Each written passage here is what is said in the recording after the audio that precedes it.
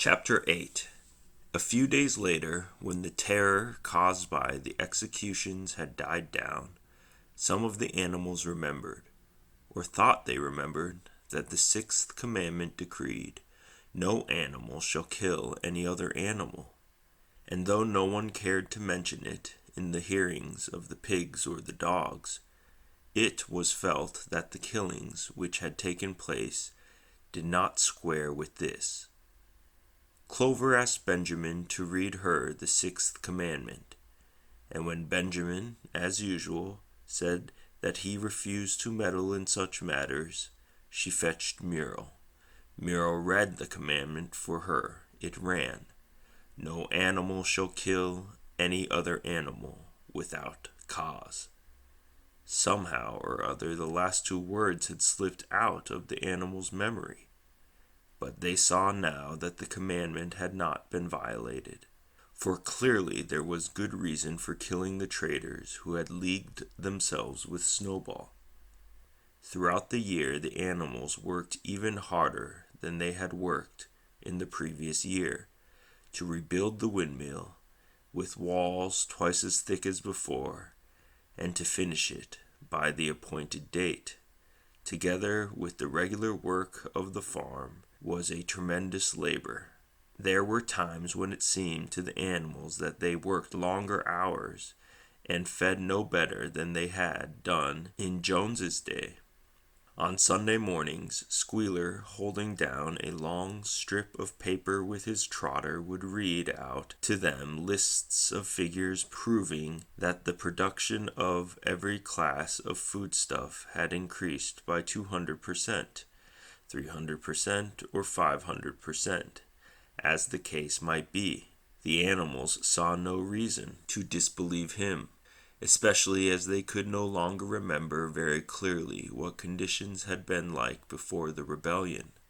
All the same, there were days when they felt that they would sooner have had less figures and more food. All orders were now issued through Squealer or one of the other pigs. Napoleon himself was not seen in public as often as once in a fortnight. When he did appear, he was attended not only by his retinue of dogs, but by a black cockerel who marched in front of him and acted as a kind of trumpeter, letting out a loud cock-a-doodle-doo before Napoleon spoke. Even in the farmhouse, it was said Napoleon inhabited separate apartments from the others. He took his meals alone, with two dogs to wait upon him, and always ate from the Crown Derby dinner service, which had been in the glass cupboard in the drawing-room. It was also announced that the gun would be fired every year on Napoleon's birthday, as well as on the other two anniversaries. Napoleon was now never spoken of simply as Napoleon. He was always referred to in a formal style as our leader, Comrade Napoleon. And this, pigs liked to invent for him such titles as Father of all animals, Terror of mankind, Protector of the sheepfold, Duckling's friend, and the like. In his speeches, Squealer would talk, with the tears rolling down his cheeks, of Napoleon's wisdom, the goodness of his heart, and the deep love he bore to all animals everywhere, even and especially the unhappy animals who still lived in ignorance and slavery on other farms. It had become usual to give Napoleon the credit for every successful achievement and every stroke of good fortune. You would often hear one hen remark to another, "Under the guidance of our leader, Comrade Napoleon, I have laid 5 eggs in 6 days." Two cows enjoying a drink at the pool would exclaim, "Thanks to the leadership of Comrade Napoleon, how excellent this water tastes."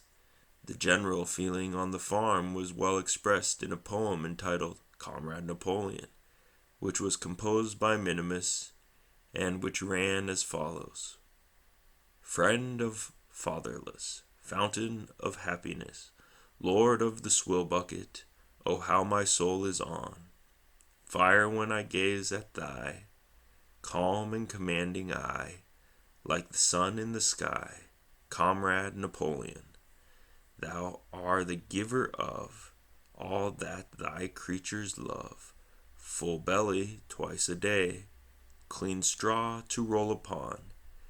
Every beast, great or small, sleeps at peace in his stall. Thou watchest over all, Comrade Napoleon. Had I a sucking pig, he had grown as big, even as a pint bottle or as a rolling pin, he should have learned to be faithful and true to thee. Yes, his first squeak should be Comrade Napoleon. Napoleon approved of this poem and caused it to be inscribed on the wall of the big barn at the opposite end from the 7 Commandments. It was surmounted by a portrait of Napoleon in profile, executed by Squealer in white paint. Meanwhile, through the agency of Whymper, Napoleon was engaged in complicated negotiations with Frederick and Pilkington. The pile of timber was still unsold. Of the two, Frederick was the more anxious to get hold of it, but he would not offer a reasonable price. At the same time, there were renewed rumors that Frederick and his men were plotting to attack Animal Farm and to destroy the windmill, the building of which had aroused furious jealousy in him. Snowball was known to be still skulking on Pitchfield Farm. In the middle of the summer, the animals were alarmed to hear the 3 hens had come forward and confessed that, inspired by Snowball, they had entered into a plot to murder Napoleon. They were executed immediately, and fresh precautions for Napoleon's safety were taken. 4 dogs guarded his bed at night, 1 at each corner, and a young pig named Pink Eye was given the task of tasting all his food before he ate it, lest it should be poisoned. At about the same time it was given out that Napoleon had arranged to sell the pile of timber to Mr. Pilkington. He was also going to enter into a regular agreement for the exchange of certain products between Animal Farm and Foxwood. The relations between Napoleon and Pilkington, though they were only conducted through Whymper, were now almost friendly. The animals distrusted Pilkington as a human being, but greatly preferred him to Frederick, whom they both feared and hated. As the summer wore on, and the windmill neared completion, the rumors of an impending treacherous attack grew stronger and stronger. Frederick, it was said, intended to bring against them 20 men, all armed with guns, and he had already bribed the magistrates and police, so that if he could once get hold of the title deeds of Animal Farm, they would ask no questions. Moreover, terrible stories were leaking out from Pitchfield about the cruelties that Frederick practiced upon his animals. He had flogged an old horse to death. He starved his cows. He had killed a dog by throwing it into the furnace. He amused himself in the evenings by making cocks fight with splinters of razor blade tied to their spurs. The animals' blood boiled with rage when they heard of these things being done to their comrades, and sometimes they clamored to be allowed to go out in a body and attack Pitchfield Farm, driving out the humans and set the animals free. But Squealer counseled them to avoid rash actions and trust in Comrade Napoleon's strategy. Nevertheless, feeling against Frederick continued to run high. One Sunday morning, Napoleon appeared in the barn and explained that he had never at any time contemplated selling the pile of timber to Frederick. He considered it beneath his dignity, he said, to have dealings with scoundrels of that description. The pigeons who were still sent out to spread tidings of the rebellion were forbidden to set foot anywhere on Foxwood. They were also ordered to drop their former slogan of death to humanity in favor of death to Frederick. In the late summer, yet another of Snowball's machinations was laid bare. The wheat crop was full of weeds, and it was discovered that on one of his nocturnal visits Snowball had mixed weed seeds with the seed corn. A gander who had been privy to the plot had confessed his guilt to Squealer and immediately committed suicide by swallowing deadly nightshade berries. The animals now also learned that Snowball had never, as many of them had believed hitherto, received the order of Animal Hero First Class. This was merely a legend which had been spread some time after the Battle of the Cowshed by Snowball himself. So far from being decorated, he had been censured for showing cowardice in the battle. Once again some of the animals heard this with a certain bewilderment, but Squealer was soon able to convince them that their memories had been at fault. In the autumn, by a treacherous, exhausting effort, for the harvest had been gathered at almost the same time, the windmill was finished. The machinery had still to be installed, and Whymper was negotiating the purchase of it. But the structure was completed, in the teeth of every difficulty, in spite of inexperience, of primitive implements, of bad luck, and of Snowball's treachery. The work had been finished punctually, to the very day. Tired out but proud, the animals walked round and round their masterpiece, which appeared even more beautiful in their eyes than when it had been built the first time. Moreover, the walls were twice as thick as before. Nothing short of explosives would lay them low this time, and when they thought of how they had labored, what discouragements they had overcome, and the enormous difference that would be made in their lives when the sails were turning and the dynamos running, when they thought of all this, their tiredness forsook them, and they gamboled round and round the windmill, uttering cries of triumph. Napoleon himself, attended by his dogs and his cockerel, came down to inspect the completed work. He personally congratulated the animals on their achievement and announced that the windmill would be named Napoleon Mill. 2 days later, the animals were called together for a special meeting in the barn. They were struck dumb with surprise when Napoleon announced that he had sold the pile of timber to Frederick. Tomorrow Frederick's wagons would arrive and begin carting it away. Throughout the whole period of his seeming friendship with Pilkington, Napoleon had really been in secret agreement with Frederick. All relations with Foxwood had been broken off. Insulting messages had been sent to Pilkington. The pigeons had been told to avoid Pitchfield Farm and alter their slogan from death to Frederick to death to Pilkington. At the same time, Napoleon assured the animals that the stories of the impending attack on Animal Farm were completely untrue, and that the tales about Frederick's cruelty to his own animals had been greatly exaggerated. All these rumors had probably originated with Snowball and his agents. It now appeared that Snowball was not, after all, hiding on Pitchfield Farm, and in fact had never been there in his life. He was living in considerable luxury, so it was said, at Foxwood, and had in reality been a pensioner of Pilkington for years. The pigs were in ecstasies over Napoleon's cunning.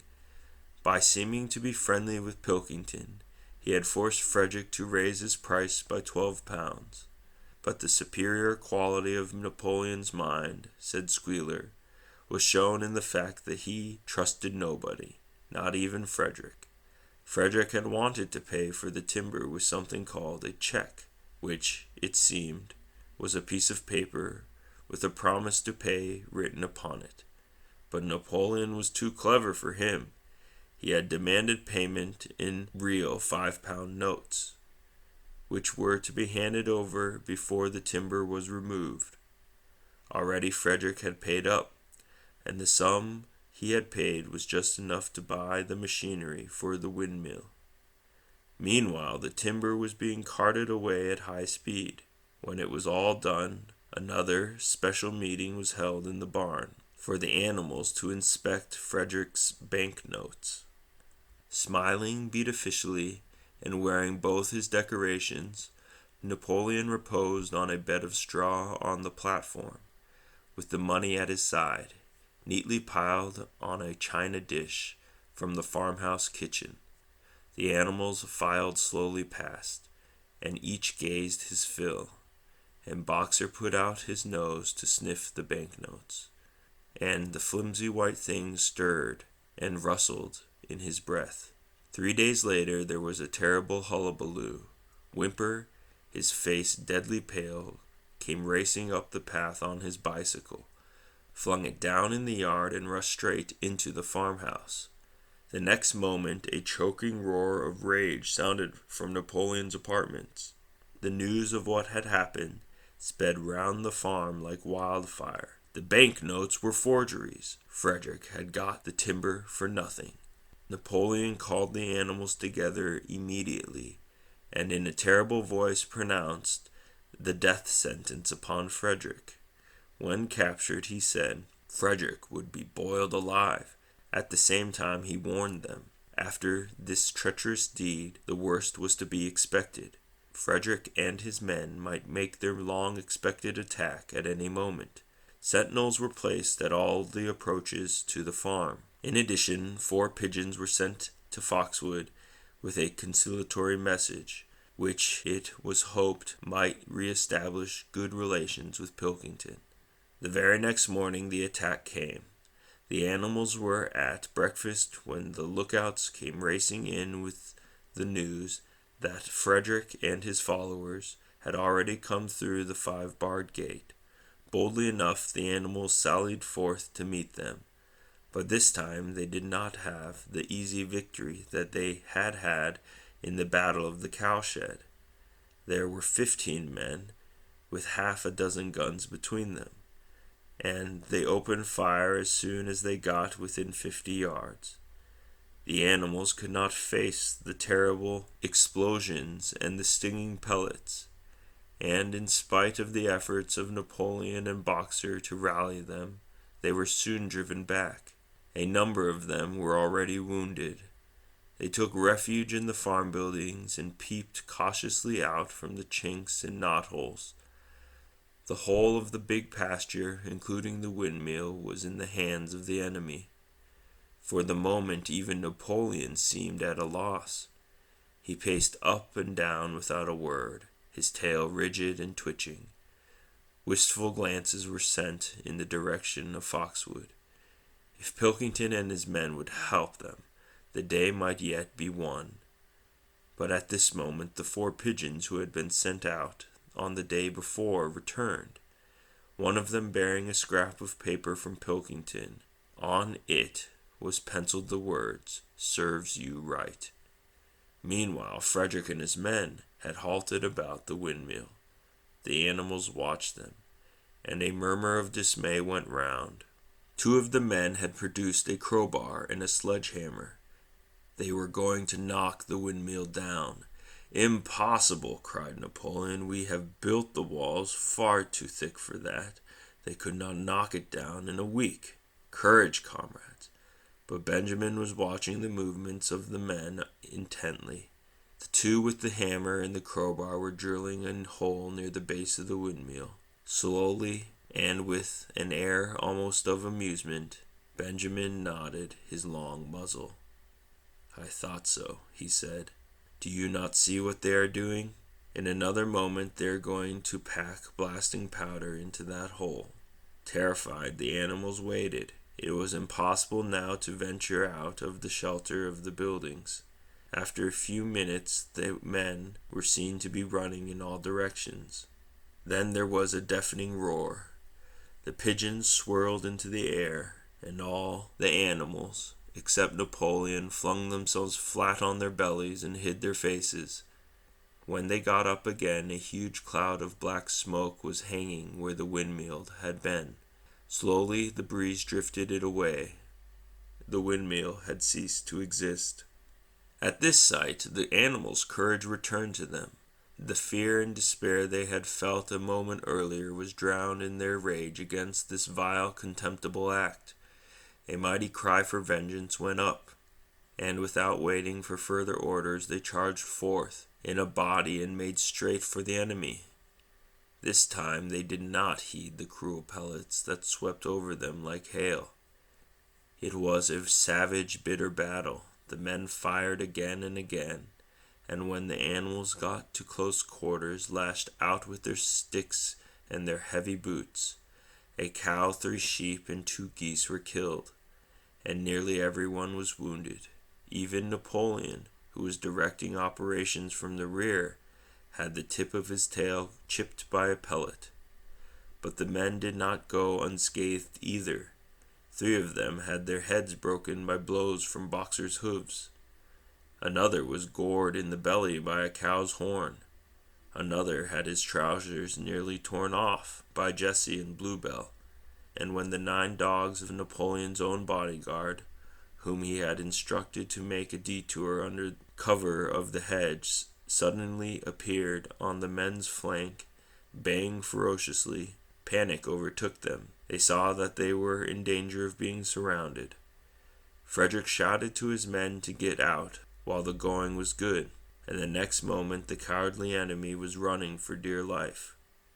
The animals chased them right down to the bottom of the field, and got in some last kicks at them as they forced their way through the thorn hedge. They had won, but they were weary and bleeding. Slowly they began to limp back towards the farm. The sight of their dead comrades stretched upon the grass moved some of them to tears, and for a little while they halted in sorrowful silence at the place where the windmill had last stood.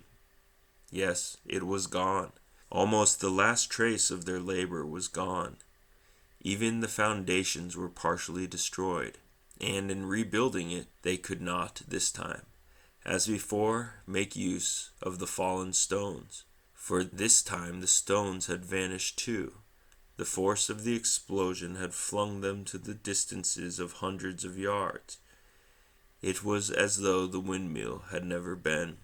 As they approached the farm, Squealer, who had unaccountably been absent during the fighting, came skipping towards them, whisking his tail and beaming with satisfaction, and the animals heard, from the direction of the farm buildings, the solemn booming of a gun. "What is that firing for?" said Boxer. "To celebrate our victory," cried Squealer. "What victory?" said Boxer. His knees were bleeding. He had lost a shoe and split his hoof, and a dozen pellets had lodged themselves in his hind leg. "What victory, comrade? Have we not driven the enemy off our soil, the sacred soil of Animal Farm? But they have destroyed the windmill, and we had worked on it for 2 years.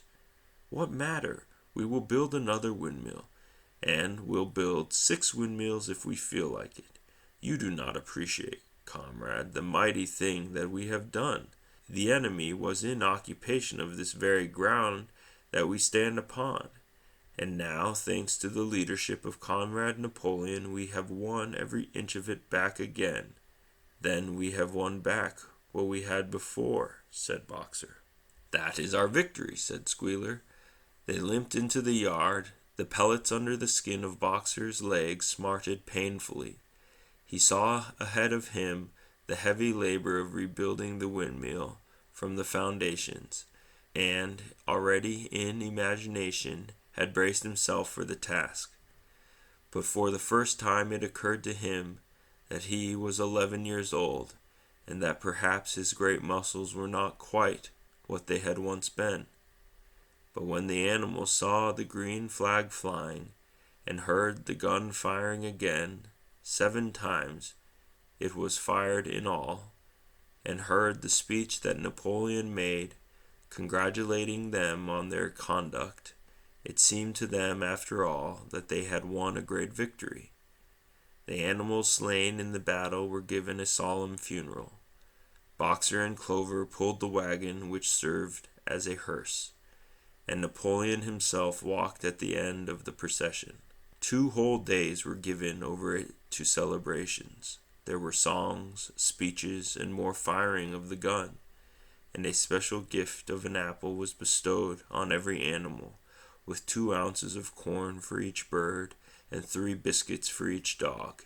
It was announced that the battle would be called the Battle of the Windmill, and that Napoleon had created a new decoration, the Order of the Green Banner, which he had conferred upon himself.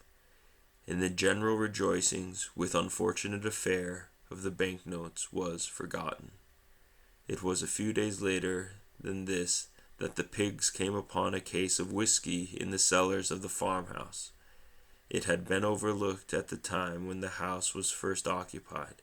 That night there came from the farmhouse the sound of loud singing, in which, to everyone's surprise, the strains of Beasts of England were mixed up. At about 9:30, Napoleon, wearing an old bowler hat of Mr. Jones's, was distinctly seen to emerge from the back door, gallop rapidly around the yard, and disappear indoors again.